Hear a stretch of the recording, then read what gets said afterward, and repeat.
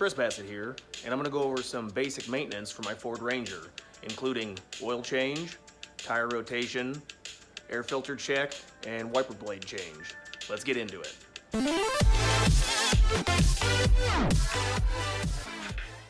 First up, let's measure the wiper blades. When you purchase the blades, this is how you're going to identify them by length. They can usually go an inch or two longer than what they actually say and still fit on the windshield. I think these blades are 21 inch. So to remove or install wiper blades, it's a pretty simple mechanism. Just pull the wiper arm away from your vehicle. You can see it rotates over, and the blades attach in like a hook fashion. So you pull the blade down towards yourself, and then it'll release the hook, and then you can just slide it outside of the hook, and then just reverse that motion to reinstall the new blades. I think a new set of blades is a couple bucks. I happened to buy a set of blades that were on the clearance aisle, so I think I paid like $2 or $3 for each blade. Pretty decent now that winter's coming up and I'll be using them to clear snow for my windshield. So I've got the hood open. I'm going to identify several parts. There's your oil fill valve. It's a 5W30. You can see the higher mileage oil I'm using on the truck. I've got the Super Tech oil filter and the high mile 5W30 5 quarts. This is your air filter. The cover's held in place by a few snaps. We're going to pull out the filter, check it for damage, and see how dirty it is. There's your radiant cooler, and there is your washer fluid reservoir. Check the fluid levels on both of those. Taking a look at the coolant reservoir, looks like I could use some. There's two different types I have here, the orange fluid and the yellow fluid. Take note that it is pre-diluted and you do not need to add water.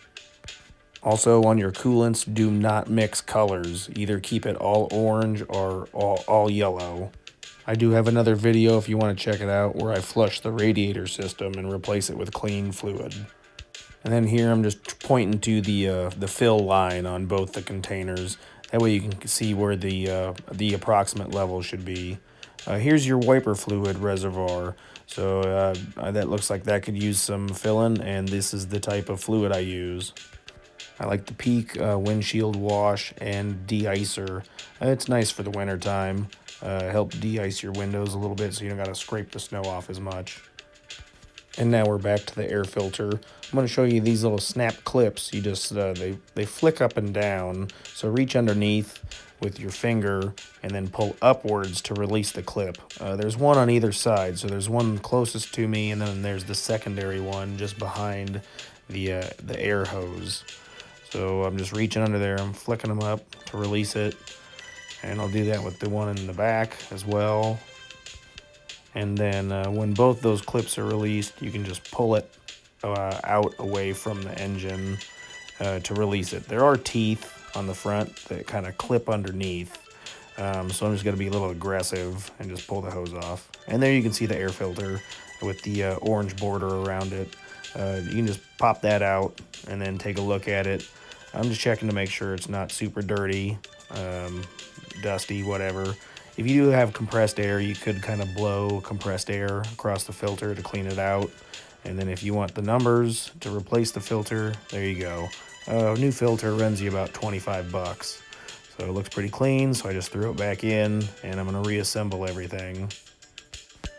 Just reverse the steps you used to pull it apart. Shove those teeth down and into the appropriate holes, and then lock both of those clamps in place by latching them over and then forcing them down. I'm going to release the oil fill valve so it doesn't have a vacuum when I go to change the oil. It'll make the oil flow easier.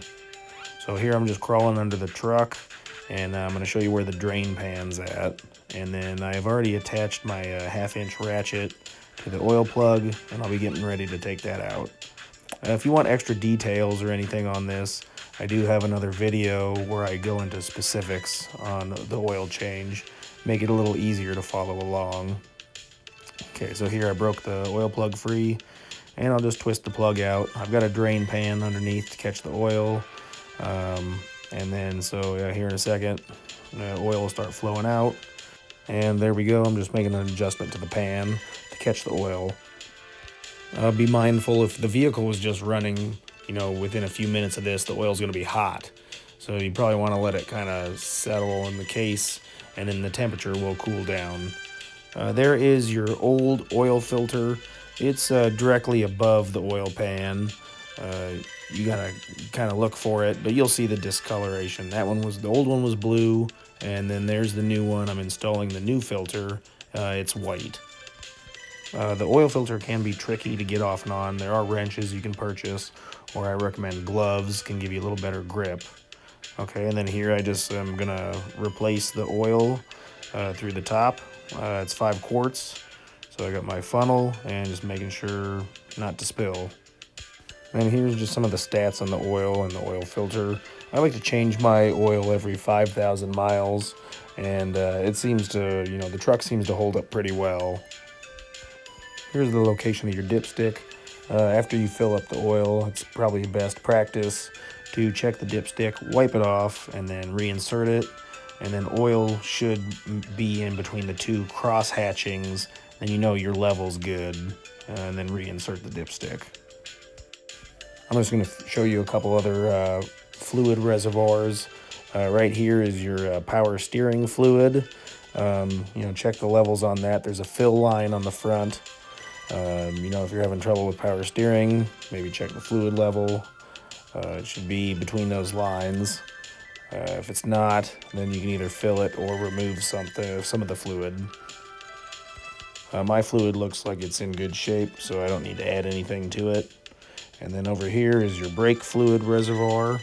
Once again, if you're having issues with your brakes, that'd probably be one of the easier things you could check, would be make sure your brake fluid reservoir is in good condition and you have fluid in the reservoir. Mine looks good. So I use the Prestone, the DOT3 brake fluid. It's recommended for most vehicles.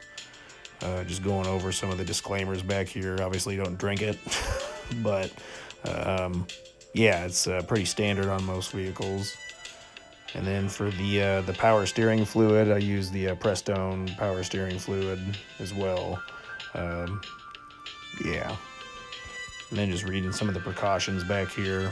Yeah, once again, don't drink this one either. And then finally, on the last part of my maintenance, I like to rotate the tires every 5,000 miles as well. So if you notice if your vehicle's pulling to the left or to the right pretty hard, you want to check your tire pressure. On the sidewall, it'll tell you the max tire pressure. These tires say they hold 50 max. I generally like to run my tires about 30 to 35 psi, and that gives you a nice comfortable ride, and it's good wear on the tires. If they're over or under inflated, it's hard on the tires. So there I'm just checking. It's like, it's like 30. I think I did end up having one low tire in the front that was at like 20, and so I did go to the gas station and fill her up. So here I'm just kicking off the lug nuts, and then once I get all the lugs broke free, I'm going to lift the vehicle into the air and then change, throw jacks under it and then change all 4 tires. I do have a video for that. It's more in depth than this if you want to check that out also. So that's pretty much it for basic maintenance. Thanks for watching, guys. If you got any questions, put them down in the comments. And if this video was helpful, hit the like button. Thanks.